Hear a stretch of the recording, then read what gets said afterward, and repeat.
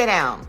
I see it's time for a Southern political history lesson, the same one I got in Miss Dupre's class in 6th grade. So when people come to my comments acting like this is some kind of secret liberal revisionist history, talking about the KKK were Democrats and Jim Crow were Democrats, I need y'all to understand that those comments are incomplete history being used as weapons. So let's finish the story, shall we? Yes, the Confederacy was built by Southern Democrats, aka Dixiecrats. Yes, Jim Crow was built by Southern Democrats, aka Dixiecrats. Yes, the KKK was the terrorist arm of Southern Democrats, aka, you guessed it, Dixiecrats.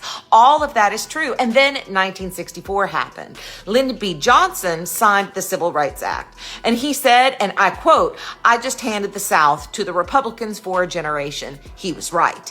Every single Southern Democrat, aka Dixiecrats, the segregationists, the white supremacists, the architects of Jim Crow, packed it all up and left the Democratic Party and walked straight into the Republican Party. It was not an accident. It was a strategy. Nixon called it the Southern strategy. He deliberately ran on it openly, and it worked. The party didn't change its name. The people in it did.